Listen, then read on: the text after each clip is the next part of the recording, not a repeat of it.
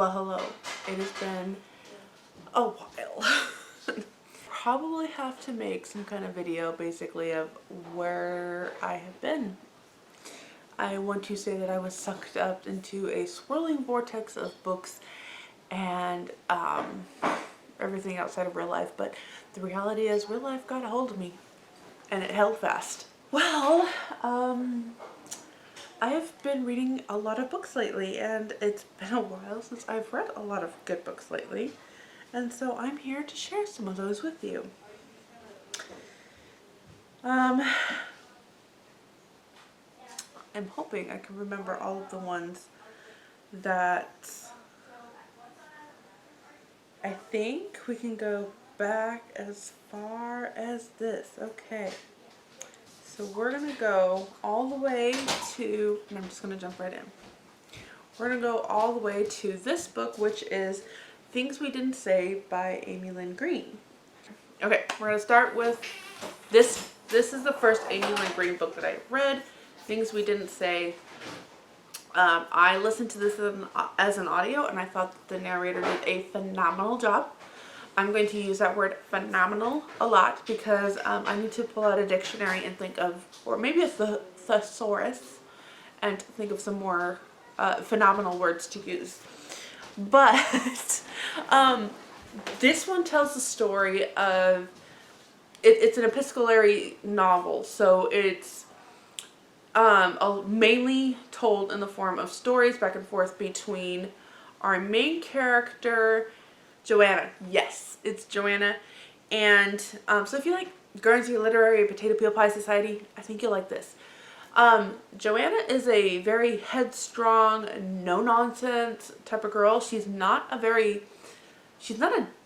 dislikable character, but she's not a Fanny Price, if you will. Even a little more harsh than Elizabeth Bennet, maybe more Mary Bennet. And her job, she was a paid student at Oxnard, I believe, or she had a paid scholarship to Oxnard, and basically the sponsor of her had requested that as part of her studies that she translate these German POW letters to make sure that there's no secrets being sent back and forth, and then she just kind of oversees that. And then through that, she is writing to her best friend who is within the Japanese, it wasn't a POW camp, it's, what did they call that? It should have been called like an internment camp, but like Manzanar, what do they call those? Basically the Japanese that were Japanese Americans but were placed into certain, is it internment camps? I don't remember. Maybe that's what they were called. I don't know. I'm just thinking Manzanar. What was that called? Whatever. So she's writing to her best friend, kind of all of the things that are going on. He's writing back and forth. It has a lot of, she's writing to her best friend Peter. Peter reminds me so much of the hero in Found Treasure by Grace Livingston Hill, which is one of my favorite stories of all times. Obviously, I named my daughter after the main character. But he just reminds me, he's a very, well, okay. He also reminds me a lot of my husband. Maybe that's why I like this character so much. But in the sense that he is very much like Mr. Knightley. I'm saying that. This guy's reminding me of a whole bunch of things. But there's just little bits about this character and his firmness of character and desire to love the Lord with all his heart, mind, and soul. Peter is a kind of a Mr. Knightley from Emma, where he's not afraid to tell Joanna, hey, you need to come off your high horse, young lady, and this is not godly. You have an issue that you need dealt with. He just has that kind of personality, and he does it in a loving way within his letters. There's a German POW within the camp that is tying into this thing that you're trying to figure out what's going on, because at the beginning of the book there's basically this court documents, and Johanna Bergman there's like a case against her, and you're trying to figure out what this case against her is all about, and the story kind of reveals it more within the letters in the story, newspaper clippings and evidence for the prosecution and all of this stuff. And the book was just a very neat way to tell a perspective of World War II without being a World War II novel. It was really interesting. It was a World War II novel, but it wasn't. It was more about the home fires, kind of like the Guernsey Literary and Potato Peel Pie Society. So I really, really liked that one. I gave that 5 stars. After that, I ended up reading the Blackout Book Club, I believe.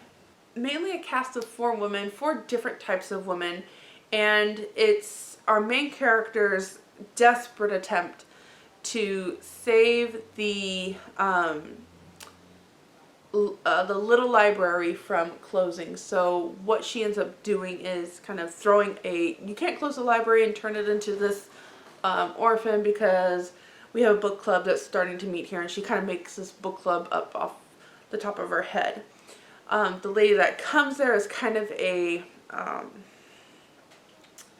a know-it-all, but kind of a take-charge, bossy type of lady, which is funny because in a way so is our heroine of the story, and they kind of butt heads a lot, but I'm not doing a very good job at this. This is what happens when you get out of habit of sharing book reviews. So there's 2 characters. There's another character that comes in that she's kind of a Pippi Longstocking type of character, just kind of a bumbling bee, a go-get-em. She has ambitions. The reason that she's at this town in the first place is to earn enough money to basically buy back her father's boat and shipping business that he's been kind of kicked off of because of the war, and they can't really go fishing on the coast for obvious reasons. The coast is being protected. So she has that drive, and she ends up bringing, I think it's Italian? It's the raspberry. Or I don't care. It's coffee. Thank you.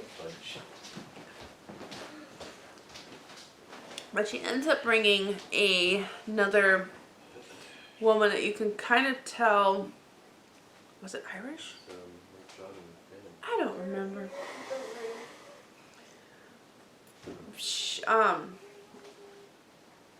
But she basically is an escaping abused husband. She has 2 kids, and they kind of work, and she loves good literature. She loves she loves the literature that she had to leave behind, and so the book club kind of gives her a way to bring that back. So you start out with these 4 ladies within the book club, and it's just a kind of a stumbling start, but then their lives are intertwined, and things that happen, they begin to play a more prominent role, and kind of learn to step outside themselves, if you will. To be honest, while I did enjoy the Blackout Book Club, I don't think I enjoyed it as much as I really liked All the Things We Didn't Say. To be honest, I kind of expected it to be up there or even surpass that, but I didn't enjoy it as much. I did enjoy the book, I just didn't enjoy it as much as All the Things We Didn't Say, and because of that, it had a little bit more of a letdown for me. What I like what Amy Green does is that there's such a huge influx of World War II novels out there, and she really does try to show that yes, the war impacted a lot of families and people and things, but there was still life that had to be lived. It wasn't just knitting socks for the soldiers and writing love letters. Like, there was a whole aspect of it. For example, the Pippi Longstocking character who had lost her livelihood, even if they weren't fighting on the war front, her family per se, the drive to get back all that she knew was still there, and just things like that. Coffee's so good. So that was another great one that I read. There was Rosemary for Remembrance. And this one is definitely very much a slow moving murder mystery. And it's more of what you expect Agatha Christie to be, or the author has more of an Agatha Christie aspect to her. There's not as much action in it as much as there is these little taunting clues that are being kind of left behind, and a story that you're trying to unfold the past of, and characters that you're just trying to figure out who they are and how all of this could come about, whether it's a vendetta against the murdered person, and in this case it is her father. And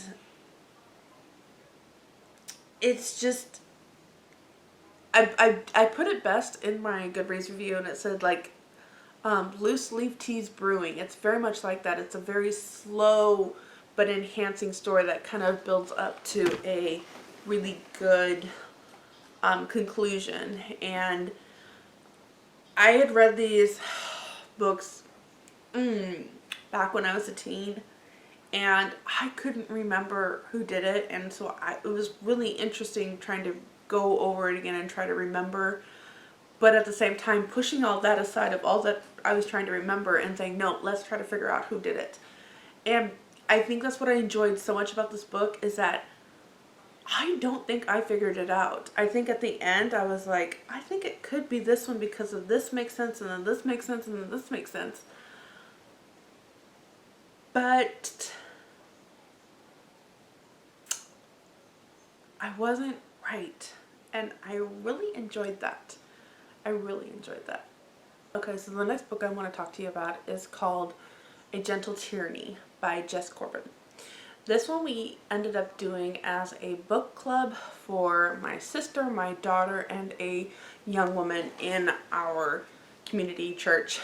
Anyway, my mom had talked so much about this book, so when we ended up with 2 copies and we talked about starting a book club, I was like, you know what?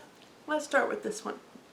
It's dystopian, it's Christian, and it's kind of like a jumping platform onto, okay, this will spark some conversations and maybe that will bring up some other ideas for other books to read. To be honest, it was a very slow start, and I wasn't sure if it was the best choice, to be honest. But as it built up, it was getting more and more interesting, and we really, really enjoyed kind of trying to piece together things, piece together ideas, piece together of what ifs, and then comparing it to some of the things that we're seeing today. A Gentle Tyranny, I'll be honest, is going to offend some people out there. A Gentle Tyranny is the idea of what happened if we basically demasculinize the men. What if we made them feminine? And just the tyranny that would ensue in that. So it starts out with the matriarch of now this new colony set in the future. What would happen, or what she did, which was to see the brutality of men today and their, it's not their strength, but the rape, the abuse, and all that. So she's fed up with it. She has a personal thing against it all. And so when a pandemic hits, and this book was written before the pandemic, when a pandemic hits, she ends up creating or having a vaccine that basically takes man's strength away and makes him a gentle. And And then they end up on basically a new colony, and then they build this up, basically women being the strong leaders and men being servants. They are not considered anything but that. You see all this later on in the future of what it has ended up looking like.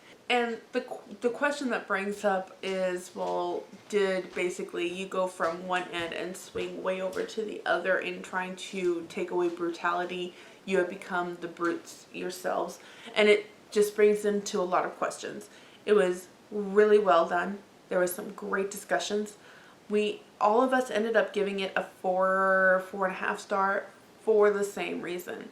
And some of it was, it felt rushed at times, and it was very unclear of what was going on usually during all of those, because there was just so much to pack in, and it was all just kind of an info dump at once.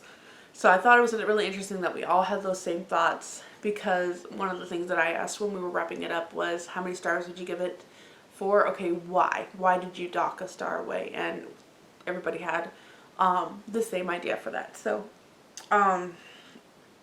it was really good. Where it didn't leave on a cliffhanger enough so that there was a unanimous vote to continue on with the second one to finish. Another one that I read is The Extraordinary Death of Mrs. Kipp. I have been told by my mother, if you read nothing else this year, read this one. It's the best book ever. And so I read it. And I have to conclude with her assessment. It was a phenomenal book. I am very moved by it. There are books that kind of move you, but then there are books that really inspire you. And it was definitely an inspirational book to that. I was contemplating choices and thinking about, okay, now you're armed with this information. What are you going to do with it? And it's not a nonfiction book. It's just a powerful one. And it goes back to, there is a journalist trying to move up the ladder, as if you will. And then there's Mrs. Kipp, who's basically been sent to a hospice. So the reporter is basically given this assignment to write the obituary for this lady who's just entered hospice. And it's a lot more than that. I'll be honest, when somebody sent me that, I was like, yeah, I'm not sure I really want to read this. But I'm so glad I did. Mrs. Kipp led an extraordinary life. And the whole title is basically, she wants her obituary to be exciting. And so, like, what are some of the ways that she could die, rather than just she entered a hospice home dying. And that kind of sparks this, not adventure, but this relationship between the two. And it's beautiful. And the book is definitely worth reading. One of my top books of all times. I really, really, really enjoyed that one. I feel like I should be saying more about it. But there's just so much to that story that it's really hard to adequately put down anything about it. Oh my goodness. My hair. At a little free library, I picked up this book by Sue Grafton, H is for Homicide. I've never read a Sue Grafton. I was like, and none of the other books in the little free library really interested me at all. I was like, okay, we're going to give her a try. I think I gave this 2 stars. It probably should even be like a 1 star. I don't know. Because I finished it. Like, I kept pushing through it. But I did skim like the last third of it because I was just so done. And this is the 8th in the series, but as far as I know, you don't have to read these in order. It's told from a first-person perspective, which I don't enjoy, especially in a murder mystery. I would like the outside view, not the personal reflections view. This takes place in California, LA specifically. And This may be a spoiler if you're really into these stories. If you're not sure, I'm going to say probably the biggest thing that really irritated me about this story is that there is a homicide. Obviously, there is a murder. She comes home to her office and there's a dead guy outside. And that's all you hear of this. This dead person never comes up again. You don't know why he was dead. You don't know anything else, and there's no resolution at the end. There's nothing to it. So the H's for homicide is just a blip in there, and then the rest of the story has to do with her trying to catch these insurance fraud people, and then getting caught into it and living that life for a while. There is so much language in this book. So much. And to be honest, I just didn't enjoy it. It felt like a soap opera wrapped into a crime novel. It was just, ugh. So it wasn't a good first impression.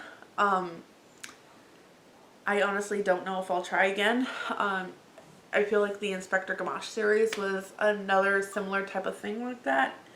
And so I just don't want to try them anymore. I have other books that I want to read. I have a whole slew of books that'll get me to the end of my years of books that I want to read. And then there's constantly books coming out. So that one was definitely a disappointment. The last book I'm going to talk about is The Unlikely Yarn of the Dragon Lady, which is another book that I've actually seen a lot about, like The Extraordinary Lives of Mrs. Kipp. Like the Blackout Book Club, actually, there are 4 ladies here that basically knit prayer shawls. They're called the Heavenly Hugs Prayer Group. The person that narrated the story was superb, by the way, or phenomenal. I guess superb would be another way I could say it. She did a great job, especially for our main character, Margaret. There's 3 older ladies and 1 kind of younger mother. And it starts out with them meeting in a prayer chapel at their church when the pastor basically kind of kicks them out, as it were, in Margaret's point of view. Margaret is much like the lady from the Blackout Book Club in that she is a hoity-toity, my way or the highway type of personality. She kind of has a hissy fit. The pastor has this whole idea of kicking them out for a much grander purpose, and that purpose is to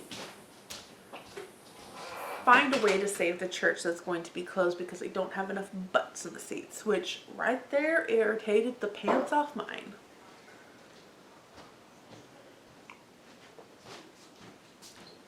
Maybe because we're such a small church or something, but there was nothing that they weren't going to close this church down because of doctrinal issues or anything like that. No, there just wasn't enough people in the seats. Okay. So they end up going to a mall at the little coffee shop and a bookstore in the mall. And they basically start their ministry out there. The idea that the pastor tells is that how are they going to be a ministry where they bring people in if they're not going out into the world? And Margaret has her opinion on this. It's the pastor's job, not their job. Their job is to sit and pray, and they can't do that in a public mall, which I fully understand. Basically what happens after this is as they knit and pray and Margaret huffs and puffs, people start pouring in with prayer requests. It's like, oh, you're a prayer group. Can you pray for this? Can you pray for that? It actually starts off with, here was another thing that kind of bothered me. It started off with one person that came and said, could you pray about this? And when she got the A on the test, or it wasn't actually an A, it was basically a passing grade on a test, she spread the word that it was because of this prayer group. So more prayers are pouring in.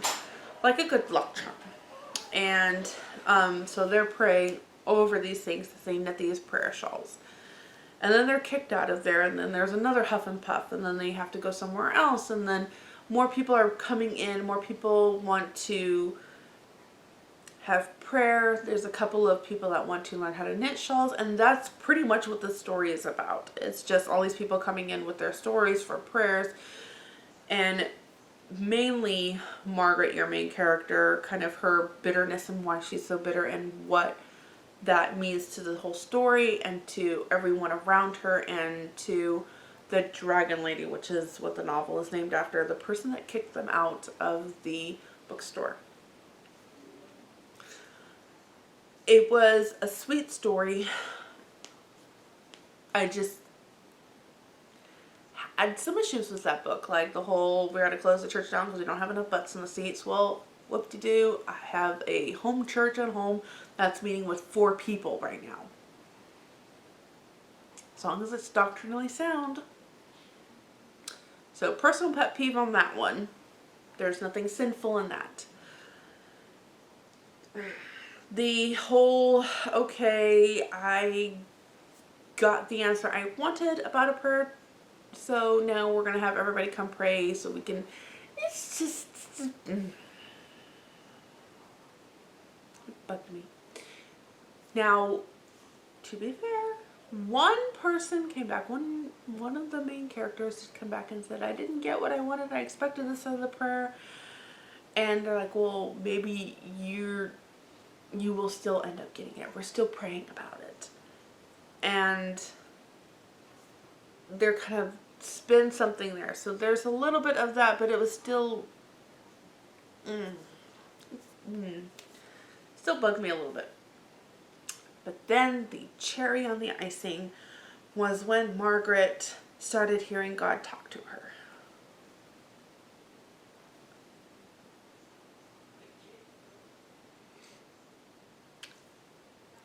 God speaks through His Word. So I had a problem with that one. So that's my view on that book. Other than that, it was like I said, it was enjoyable.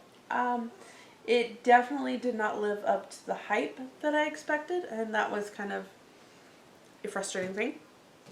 Because I don't know, I kind of expected another Mrs. Kipp type of thing, and it was definitely not that.